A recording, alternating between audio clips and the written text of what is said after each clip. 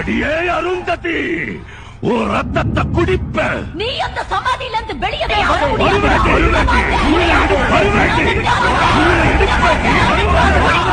அருந்ததி பூட்டி வச்ச மாதிரி ஒரு பயங்கரமான ஊர்ல ஒரு கதவு இருக்கு. அந்த கதவுக்குள்ள எல்லா பேரையும் பூட்டி வச்சிருக்காங்க. அந்த ஊரே ஒரு பயங்கரமான ஊர்னு எல்லாரையும் சொல்லப்படுது. ஆனா அந்த ஊருக்கு வீடியோ எடுக்கலாம்னு சொல்லி 4 ஃப்ரெண்ட்ஸ் வராங்க. அந்த 4 ஃப்ரெண்ட்ஸும் அவங்க சேனலுக்கு நல்ல வியூ கிடைக்கும் அப்படின்னு சொல்லி வராங்க.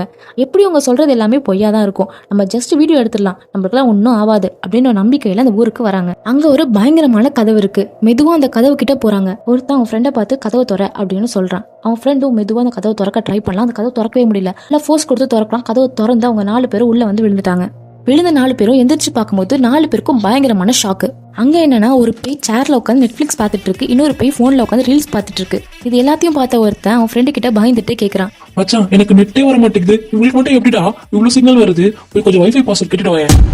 டேய் வாய முறா, எங்க வந்து என்ன கேக்குறான் பாரு. டேய் மெதுவாங்க இந்த ஓடிடலாம்டா. ஆமாண்டா வாங்கடா ஓடிடலாம். ஒரு நிமிஷம், எங்க போறீங்க? உங்க போன் 5Gயா? கொஞ்சம் தரீங்களா? டேய் ஓடுங்கடா. எங்க அவசரமா போறீங்க? கொஞ்சம் வாட்ஸ்அப் நம்பர் கொடுத்துருப்பாங்க, குரூப்ல ஆட் பண்ணி விடுறேன். என்னது வாட்ஸ்அப் குரூப்பா? ஐயோ டேய் ஓடுங்கடா ஓடுங்கடா. ஐயவா ஒரு டே தப்பிச்சு வெளியே வந்துட்டோம்டா. எல்லாத்துக்கும் நீதான்டா காரணம். யூடியூப் சேனல்ல வீடியோ எடுக்கிறேன், வியூஸ் வரும், அது இதுன்னு சொல்லி கூட்டு வந்து பேய் கிட்ட மாட்டி விட பார்த்தேன். இதுக்கே நம்ம இவ்வளவு தூரம் வரணும்? அவங்கள ஒரு வீடியோ கால் பண்ண சொல்லி வந்துருப்பாங்க, அப்ப வீடியோ எடுத்துக்க வேண்டியதானே?